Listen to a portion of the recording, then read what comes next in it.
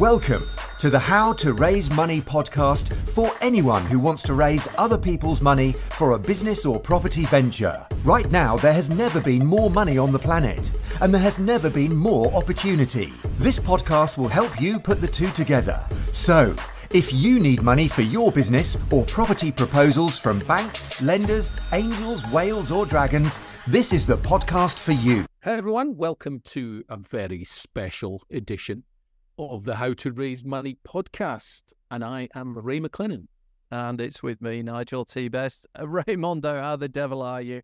Hey. Well, I'm full of the joys of spring, even though it's October. It feels like spring, temperature-wise anyway. Bloody 25 degrees yesterday.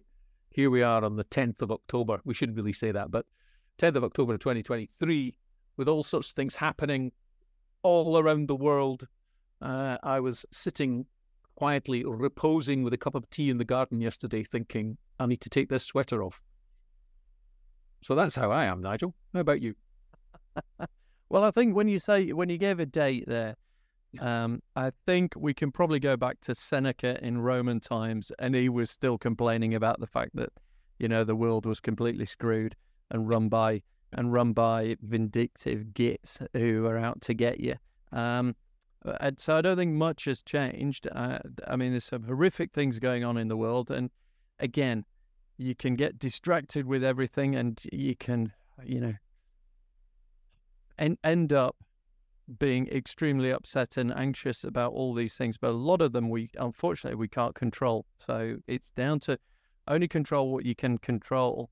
And hopefully taking control of that little bit. If we all do that little bit, then you might change things. And Ray, one of the things that we can all control is, you know, how the banks treat us. Well, indeed. Well, we can control our reaction to how the banks treat us. Absolutely. Slightly more accurate. But the banks have a reputation, and have had for many, many years, a reputation for skullduggery, shall we say. We'd both been on the receiving end of it. I know that you certainly were in 28, 9, 10 and all the rest of it with the global restructuring group of RBS. Other banks are available. You know, we have been on the receiving end of some of the other banks as well. As we speak, actually, right now, this week in the High Court in London, there is a case going on about LIBOR rigging. LIBOR's the London Interbank overnight rate. There's no such thing as offer rate. I think it is offer rate. There's no such thing as LIBOR anymore. It finished at the end of June there, and it's been replaced by SONIA, which is I can't remember what SONIA stands. Which is a small Liverpudlian who sings. It's overnight. It's an overnight interest rate or something. Anyway, but there's a LIBOR rigging. Sonia. I know who you. Yeah, something or nothing. In or about, or something like that, isn't it? That's probably what it stands for. Something and nothing. Something or nothing so that case is going on at the moment, and that is basically where a small group of people are taking a case against the Clydesdale Bank and Virgin Money for LIBOR rigging, which set commercial rates, and those commercial rates were detrimental to those businesses, and they're now seeking a remedy and compensation and so on. And what's interesting is in the case management system there, the judge has consistently said, so a master of the rolls called Zach Garoli, has consistently said, I really think you ought to settle this. You ought to consider settling this. And the banks are like, no, we're not going to settle this. You know, we're going to fight it all the way. And the legal costs they've set aside for this are 25 million quid. That's just for the legal costs to fight it. I don't know how much they've set aside in terms of compensation or whatever, but it will be substantially more than that. But their whole argument seems to be, well, everyone was doing it. Why are you picking on us? You know, all the banks are doing it. And the reason they were doing it is because if they didn't do it, they would be less profitable. Therefore, their share price would take a hit. Therefore, you know, et cetera, et cetera. You can imagine all the knock-on effect. But if you're listening to this and you have been challenged by the banks, if the bank have done you wrong, stitched you up like a kipper, however else you want to describe this. Yeah. Well, Ray, I was going to say, one of the articles that we were looking at, reminding ourselves of some of these things that went on, is a beautiful little quote here, which it says Lord Glennie agreed that the bank should have kept its promise. He accused RBS of a lack of candour in its evidence about what happened. And the comment here on the author is just put judge speak for telling porkies. Yeah. I just think, there you go. Or with the truth. Yeah, or as someone else suggested, lying through their back teeth. So yeah, this one here, when a judge is telling you, I think you need to settle, I think you need to come to some sort of agreement, it's kind of, I think that's judge speak for, are you nuts? I've already decided we don't need an 11-week trial. Well, anyway, back to if you have been stitched up like a kipper or done over by the banks or anything like that in the last few years, and time-wise, there doesn't seem to be a time bar on this because there's no time bar on criminal or fraudulent activity, if that's what it is. But if it's misrepresentation or something else, or if you're listening to this and you just think from a natural justice point of view, I just don't feel that I've had my proper kick at the ball, as we'd say in Scotland. I've not had my time in court because I can't afford it, or I've taken legal advice, but it's going to be prohibitive, or I don't qualify for legal aid, or something. And you're a business person, you're listening to this and you think, no, they've done me wrong. Is there any way that I can get a remedy from this? And the answer in this podcast is most definitely yes. Now, we'll go through a process here, but in order to get the details of this process, you're going to have to contact us directly. And you can do that by simply emailing us to hello@htrmoney.co.uk. Hello, Hello, hello @htrmoney.co.uk. And in the subject line, just put something like kipper or bank's done me up, or bent over and rogered. or something like that. We'll know what you mean. We'll know what you mean. Right. So the process we're talking about is what's called a commercial lien. Now, the lien is spelled L-I-E-N, lien, some people pronounce it, but it's a commercial lien.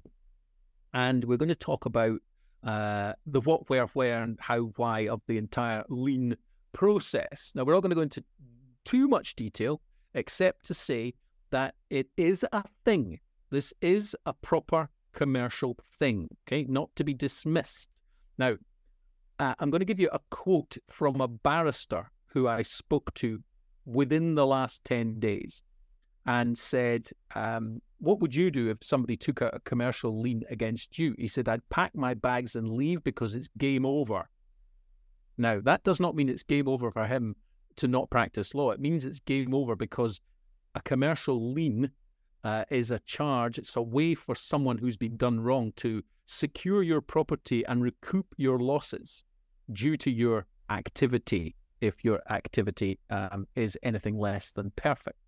So, everything we're going to tell you has been tried and tested and perfected in accordance with the law of liens, including how to serve a lien on the chief exec of any bank. So we're looking at Halsbury's Law of England, Volume 4, and talks about legal liens, non-possessory liens, a legal lien, the maxims of law. So it's all there. I have it all in a document, which we'll gladly share with you. We're not going to go into too much detail here, but just to safely say that this process is a non-judicial remedy for civil wrongdoing. Okay, I'll repeat that. It's a non-judicial remedy for civil wrongdoing. Now, what that means is it does not require an order of the court to be legally enforced. In other words, you can do this yourself. In other words, we have lots of templates to help you do this yourself. Now, again, you'll have to contact us, hello@htrmoney.co.uk, and put lien, L-I-E-N, in the subject line, and we'll know exactly what you mean. So, right, just one thing, because people are probably, whenever they're thinking of courts and things like that, they're thinking that you're making a claim or something, but that is not this, is it? It's Correct. Only a defense. Correct. Or a wrongdoing, a civil wrongdoing. That's correct. Absolutely. So you're not claiming, you are defending against something that's been done to you. Correct. That's exactly right. Good point, Nigel. Well made. Now, the lien therefore arises when a bank or anyone, I mean, we're doing this for people against banks, but we're also doing it for people against architects firms, against, there's another one going against an accountancy firm, and another one going against another professional services firm, where they believe they have misrepresented their position or stepped into the area of fraudulent activity, potentially fraudulent activity. Now, the good thing here is that you can make these claims and it's up to the other side to rebut them. It's up to the other side to respond. Now, what tends to happen, let's say you're going, for example, the one we're going after, the architects. This is a claim for about 1.8 million of damages that were done. But the 1.8 million is not the end of it, because if the architect's firm fails to respond or whatever, then under the applicable law, the lien can be multiplied times 4. That's what the damages will represent. So if you're claiming £1 million, then you can actually say, but the compensatory damages are actually £4 million. So bear that in mind. Now, I was going to say, Ray, how many people have suddenly just hit the rewind 30 seconds and play that bit again on the podcast? Turn it up. It sounded like Ray was saying some crazy things there, but yeah, that's it. Well, again, process. Just to let you know, I am a qualified lawyer. Nigel is a qualified accountant. Okay, we look at corroboration in these things. We don't just sort of pluck something out of thin air and think, "Oh, that sounds like a good idea. Let's talk about it." We investigate it. We do it in many cases. We are also property developers, and we're also buyers of property, and we're also business people, and we employ people, and we're in the trenches. So it's not as if we're sitting here as university professors spouting theory. We're talking about actual real-world life stuff that you can use. And, I'm fed up with a number of people telling me how they've been stiffed by a bank or whatever it is, and there's nothing they can do about it because they can't afford to engage in a barrister or an advocate or a lawyer or whatever. It's very expensive, and the banks fight back. And then again, as you mentioned earlier, Nigel, no lawyer wants to go up against the banks because of conflict of interest. Can you find a lawyer? I mean, what was that report you were reading earlier on, Nigel, about conflict of interest and they effectively were saying that if you want to engage a firm of solicitors to challenge certain institutions, there's almost an unwritten rule that they never would. So you're going to find that there's very few legal professionals who would stand up and fight your corner against a bank, and they'll always cite conflict of interest, and yet they possibly don't work or represent a bank in any way, shape or form. So where does that come from? Well, it sounds like the old thing of the old boys club, perhaps on that particular aspect. The trouble is, when this happens, whether there's truth in it or not, everyone then draws their own conclusions and thinks, hold on, there's something not quite right here. Something smells a little bit. And, this is the problem here, folks. We've got this kind of indoctrination that if a solicitor tells you, oh, no, they'd never do anything wrong, then you kind of think, well, who else can I go to? Because there are crazy situations. I've had it in business where you raise a complaint and you report it down the complaints procedure, and the person that phones up to investigate the complaint is the person you were complaining against. And you go, all right, this one isn't going to work out too well, is it? And funnily enough, the phone call is, I've got your complaint about me. Let's just say this is not going anywhere. And you just go, great. Where can I go then when you're not happy with the decision? And the answer was, it needs to be raised in the House of Commons by your local MP. Well, what are the chances of that? So effectively, you feel that there are no remedies. And this is what has irked us in the past, isn't it, Ray? We feel that sometimes people are in situations where they feel completely powerless, and they feel that the system, however you want to describe that, feels to be weighted against them. And what we're looking at is, right, okay, nobody talks about this, but there are ways of doing it. Yes, you've got to get educated. Yes, you need support. Yes, you need some help. But find out if you are in a potential situation whereby something could be done about it when you thought there was nothing that could be done about it. And Ray, when we're in property, we're always seeing people who've had, things happen to them. Something goes wrong. They're stripped of everything. They are pilloried. They are, all sorts of nasty things happened. And when you look at it, you go, right, as you say, natural justice, that was a little bit over the top. That wasn't necessarily fair. That wasn't necessarily right. You gave me no way of trading out of it.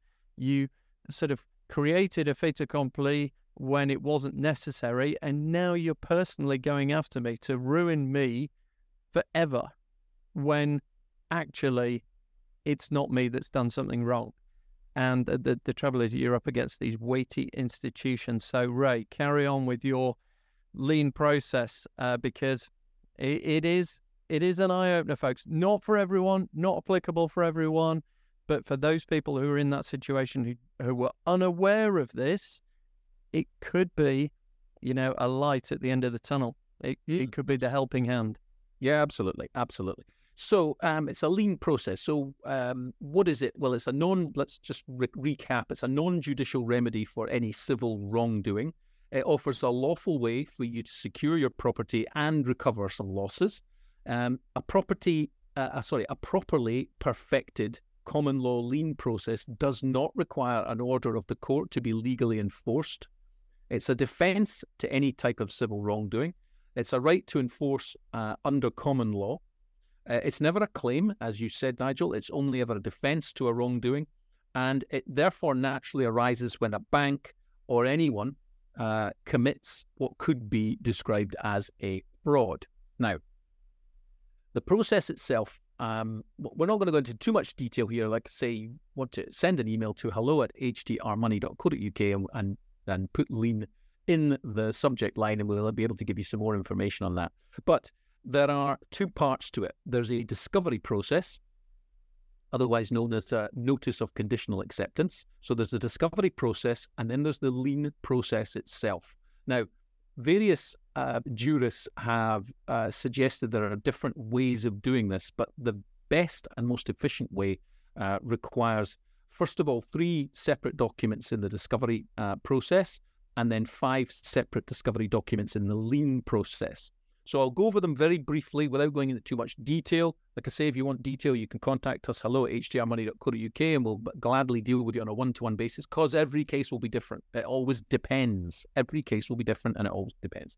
So you have, first of all, in the discovery document part of the process, the documents are a notice of conditional acceptance. So that's NOCA, a NOCA, notice of conditional acceptance. You then have a notice of opportunity to cure. And then if you've had no response, then you serve a notice of default. So that's the first part. That's the discovery part. Basically, what you're doing in that part is putting them on notice. So if it's a bank, and if a bank may have done something wrong, and let me just say right here, right now, if you have a loan or a mortgage from a bank, the chances are they have done something wrong with that loan. And you can find out under a process called data subject access request, but that's a whole different story. So if you have sent the discovery documents to the bank, you're sending them to the chief executive of the bank, and you're sending them to the directors of that bank, and you're also copying in some other significant people in this process. You're sending that by recorded delivery, signed for, and you need to keep a note of when it was delivered so that you've got evidence that it has been delivered. Now, once you've done those parts, then you can go on to the lien process itself. And you would serve a notice of lien interest. You would then, and the most important document here is an affidavit of obligation.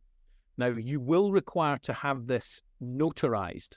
Now, in common law, you can get it notarized by a solicitor. Now, a solicitor is only notarizing your signature. He's not notarizing what's in the document. Very important you understand that. However, if you cannot get or cannot afford a solicitor to notarize it, and they'll charge you anything from 20 quid to 300 quid, depending on which firm it is. But if you can't get a solicitor to notarize it, there is a thing in common law that you can have 2 other people plus yourself. So 2 good men and true, as it's called, plus yourself. And that is the triumvirate, if you like. That's 3 people that's required. So you could have 2 other people to witness this plus yourself if you cannot get a solicitor. So the affidavit of obligation is the important part. That goes off. That contains you under perjury saying this is what has happened. And you would outline it very, very logically, very unemotionally. You know, on this day, we signed this agreement. On that day, this happened. On that day, this happened. On that day, you did this. On this day, you did that. I then did this. This was the consequence, yada, yada, yada. So you just outline it, usually to about 12 to 15 points, no more. And at the end, you would get it signed and notarized, and that gets sent off. Now, again, you give them time to respond, but again, in between each letter, you're talking about either 10 days or 3 days. We're not talking about 6 months, 3 months. This is a process, ladies and gentlemen listening in, this is a process that can be done in 90 days and should be done in 90 days. The beauty of it also is they never reply. But even if they do reply, you can charge them for their replies. You can charge them time and money for their replies, because they will never answer the direct questions you're giving them. They will always try and skirt round it. We've got personal experience of this from a bank on how they try and bring in what's called an interloper. Usually you address it to the person, that person never responds, someone else within the bank responds, but they are an interloper. So you send them a letter saying, you're an interloper, please go away. I want a response from the person I've written to. Nothing else will suffice. And I'm going to charge you £1,000 for this letter for my time taken to do this. So your affidavit obligation goes in. 10 days later, no reply, you give a notice of fault and opportunity to cure again. If they don't respond within 3 days to that, you serve a notice of default. And then finally, the fifth document is an affidavit of non-response. So there's your process. You've got the discovery documents, 3 documents there, and then you've got your lien process, and you've got your 5 documents there. Now, just to jump in at that point, because people are probably thinking, oh, don't tell me. It also says you can drive a flock of sheep across London Bridge and your longbow should always be strung. This sounds like ye olde stuff that's probably been repealed, superseded, is no longer effective. But is this still up to date and usable law? Yes, absolutely. Okay. The other bit I was going to say is when people talk about notaries, it's often used more abroad.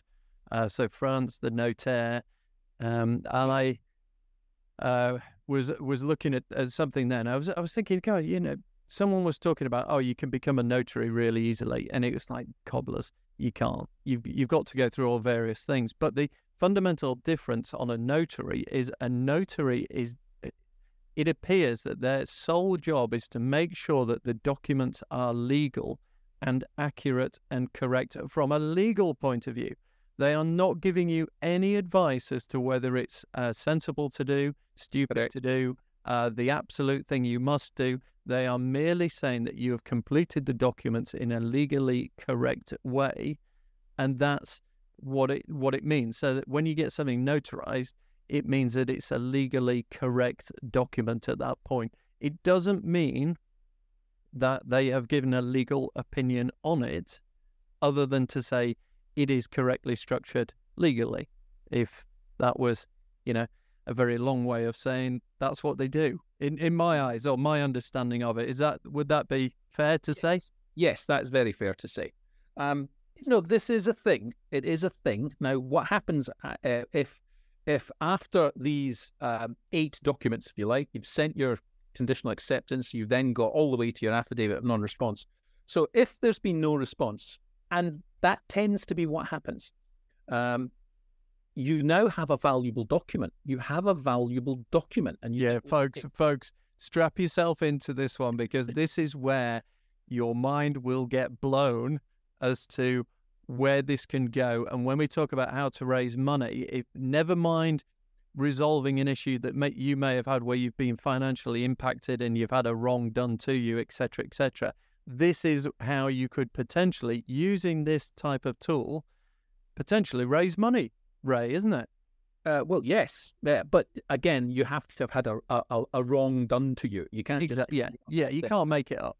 However, if you're listening to this, as I said, and you have a loan with a bank, a mortgage, anything at all, chances are you can use this process. So hello@htrmoney.co.uk, put lien in there, and we'll be waiting for the sackfuls of mail to come through the door and deal with this, because I think there will be quite a few people affected by this, especially the way the banks are carrying on, and especially the interest rates have risen up so many times. Was it 13, 14, 15 interest rate rises? I mean, they held it last month, but it's gone up. I mean, I'm speaking to someone there. In fact, in our own circumstances, our loan went from £5,000 a month to £16,500 a month. You know, and there are people with mortgages that I've spoken to that previously it was £350, now it's £1,600. You know, it's crazy. However, if you feel the bank have stitched you up, done you a wrong one, then this will apply to you. Now, if there has been no response, and if they decide to settle, so if you're saying, you know, you have caused me harm, and the amount of harm in one we're dealing with at the moment is 1.6 million. There's another one which is 625,000. But if it's settled within the first month, payment is the principal claimed. So if your principal claiming is 600,000, that is what you are settling for. And will they settle? Do they settle? Yes, they do. How do we not know about this? Well, because it hasn't gone through the court system, so it's not public. But they will ask you to sign a non-disclosure agreement to this. So if it's settled within the first month, in this case 625,000, and the principal is claimed. If it's not settled, then it's triple the damages plus the principal, so it's times 4. So the 625 becomes 2.5 million. After 30 days, it becomes 2.5 million. Now, if it's not settled within 90 days, this is where it starts to get crazy. You're now looking at exemplary damages at 100 times the original value of the lien. 100 times the original value of the lien. So that means that the 625 becomes 62.5 million, which can be secured against the debtor's estate. Now, before you get all excited, let me tell you, because it's all very well, Nigel, until, you know, put money in till. Where's the money in till? I'm not going to listen to any of your claptrap. Sorry, I'm actually as if I'm from Yorkshire, but I'm actually from Scotland. But you're going to be, you have a valuable document in your hand. Now, a properly perfected process that gives rise to an equitable lien is capable of registration as a legal charge. Let me say that again. A properly perfected process gives rise to an equitable lien which is capable of registration as a legal charge. Now, that means they're capable of being enforced in the same way all charges are, but without the order of a court. Now, an unregistered lien is treated as the equivalent of an equitable charge which can be sold to certain merchant banks for a discounted price. Now, what that means is you're saying, well, I've got a lien that's worth, 600 million or 62 million or whatever it is. What does that mean? How much can I get for that? Well, you can sell these, and they're tradable. They are tradable documents. You can sell them in the first instance for about 2%. So your lien... That's double. That's double the original amount. Well, your 625 now becomes times 100. Times 100, yeah. And divide it by, or really effectively times it by 2 instead of times it by 100. So correct. So if you've got a properly exercisable lien, you've gone through the process, you've had it notarized, there's been no response, and there's a couple more steps to this. For example, you have to put an advert in the local paper, that sort of thing, and you have to send a copy of that advert to your adversary, the person on the other side. So there's no way that they can possibly get out of saying, I didn't know about this, I knew nothing about it. There's nowhere for them to go.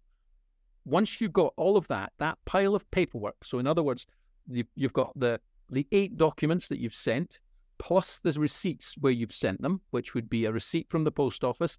Then you'll have a Royal Mail delivered thing that you can print off from Royal Mail tracking. If you've got all of that, you've got a copy of the advert that you've sent to the newspaper, and you've got a copy of sending that advert to the adversary, and it's been received. That pile of documents has a value, and you can raise money with it. through certain merchant banks. Now, we know who they are, we know where they are, and we can help you with that particular process. So if you're listening to this, you're driving along and you're getting quite excited and you're saying, hang on a second, this can't be a thing. Let me tell you, it absolutely is a thing. Go and look it up if you wish. It's a right of defense in an action in respect of a chattel brought by an owner to recover it. It's not a right of action in itself.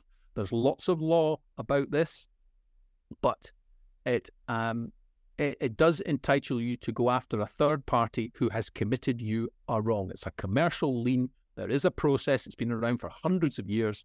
And if you've been, like I say, stitched up by the bank, then you have a remedy available to you. You have no excuse now. Get on your email right now and go to hello@htrmoney.co.uk and fire us a message and say, I'm in, I'm interested. I want to know more about this. Help me through the process. Do you have the templates? Yes, yes, yes, we do.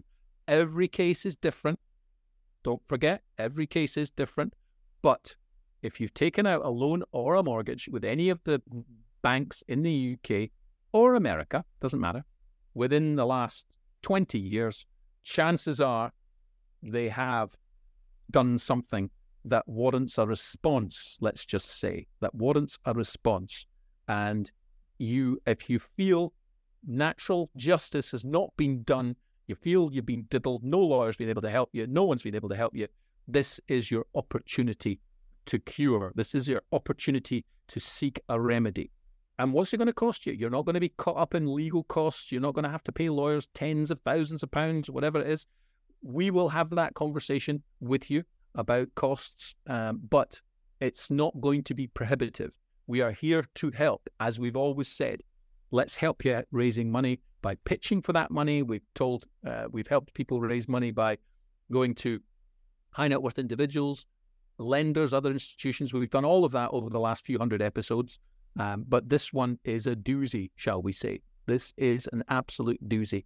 And timing-wise, Nigel, I think it's pretty good, pretty apt. What do you think? Yeah, I think we're entering a phase where the old adage of you go to a bank and ask them to lend you an umbrella, they do until it starts raining and then they ask for it back. And I think we're in that phase of the cycle. And this is probably happening. Ray, is there any way you can do this retrospectively with things that were done, say that you've settled a mortgage or a loan or something that you feel there was an injustice in the past? Or does it have to be a live situation? Any idea on that? The answer to that is yes, you can. If you've settled, yes, you can. So you can go back and say, yep, everything about that I happen to settle is, an issue. I'm taking, I want to go back and retrospectively re-examine this because I think there was a wrong done to me in the past. Yep, absolutely. In fact, so well, just on that, Ray, because I think a lot of people will probably be thinking, right, hang on. Whenever you start doing things like this, people who know that they're struggling will try some tactics, and one of them is to always threaten your credit rating. But if you've done something that historically you have done and settled, there's no impact on your credit rating because there's nothing they can write about it. Right. But there's also, even if you are worried about your credit rating, there are things you can do about that, aren't there? Absolutely. There's a repair process. I mean, credit rating agencies have to report the truth. If you, if you've had, for example, a bank, if we go back to the earlier case of Derek Carlisle, which you mentioned, he's a property developer that the RBS GRG basically went after him, in a horrible way, and they wrecked his credit rating and all sorts of things. He had all of that repaired. There is a credit repair process. Once you write to the credit agencies and say, look, this is an error on their part, they have to report the truth. So I've seen credit ratings fixed within 24 hours if you present the proper documentation and you do it in the proper way. So yeah, there's no issues there. So yeah, so because that might be a fear people have, because we've got that it's been ingrained in us. Everything is about credit rating. Oh, it could impact your credit, could do this, could do that. You won't be able to get this. Ray, is that an element of them fear-mongering to stop us taking these sort of steps? You know, to put the cloud of a credit rating issue, and you won't be able to borrow, you won't be able to do this, you won't be able to do that. Yeah. Well, if you again go back to the case of Derek Carlisle, Derek Carlisle successfully challenged the banks all the way to the Supreme Court. But even then, after the Supreme Court found in his favour, it still took the bank 2.5 years to pay him back. And all of that's deliberate. It's to put people off. It's to put people say, well, I'm not going to go through a 10-year court case and all this kind of carry on. If anybody wants to look up, there's a wonderful guy on LinkedIn called Ben Clark, and that's Clark with an E at the end. Ben Clark is a guy in Northern Ireland that pursued the banks for 10 years and eventually, a few months ago, settled for 1.2 million. But it took him 10 years. Now, I've spoken to Ben Clark, and Ben Clark says, well, it took me 10 years, but it wouldn't take you 10 years because I've whittled that process right down. And when I say how down, he said down to probably about a year. So for people who don't want to do a commercial lien but want another remedy, then in England and Wales, certainly, there's a remedy to go to the King's Bench, and that can be done very, very quickly as well. And again, that's something we can advise upon.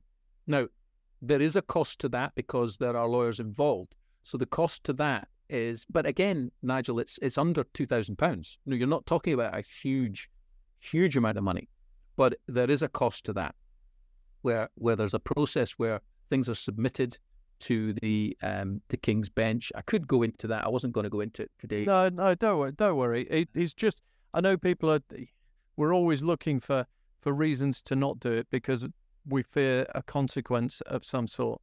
Yeah. And often the people that are in these situations who go all the way have got nothing left to lose. And they always say, be wary of someone with nothing to lose because they'll never give up. They'll just, what have they got to lose? They'll just go for it.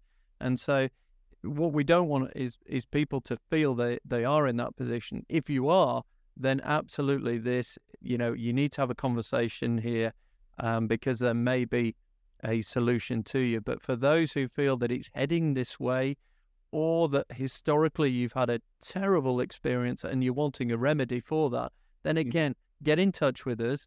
As Ray says, hello at hdrmoney.co.uk, and let's have a conversation and see if there's something, because it could be that you have lost the ability to raise money because someone's, had a go at you. And it could be that you were looking to raise more money and suddenly the rug's been pulled from underneath you. Yep. All these things are really unfair, and they are sharp practice. Often, as we're discovering, the legality of a lot of these actions is at best dubious. Mm-hmm. Yeah, and this is something that we think is going to explode over the next few years as this begins to unravel. Will it be like a PPI scandal? Who knows? Banks set aside, 10 billion for that PPI thing. Yeah. This could be on a scale that makes PPI look like loose change. But, it's like anything. It's geared up to make you feel like you are taking on the entire world here. And what we want to do is give some information, some help, some pointers, some direction, some support, and all the rest of it that might make you think, yeah, hey, it's worth it. I'm going to go for this. Absolutely. Yeah. Absolutely. Now, remember, Nigel and I, we're here to help. Nigel, a qualified accountant. I'm a qualified solicitor. I'm not, but we are not giving legal advice. He's not giving accountancy advice. We have to be very careful with all of that. They're all in the disclaimers, all in the footnotes of the podcast episode as you look at it. It's for fun and education and just education. Yeah. But we will help you along with this process. We've got the templates. We've got everything. We can point you in the right direction and take it from there. So, hello at hdrmoney.co.uk. I've been Ray McLennan. I'm still Nigel T. Best. We'll see you again, folks. Thank you. Bye-bye. Hopefully, unless they come and get us. Yeah. Thank you for listening to the How to Raise Money podcast. It's made for people who want to raise money as debt or investment equity for their business or property proposal or empire. The website has all the useful links and underlying research, and you can get downloads of the checklists and other useful information. See you next time, where we can show you how to raise money. There is abundance. There is money enough for everyone on the planet. The question is, who has yours?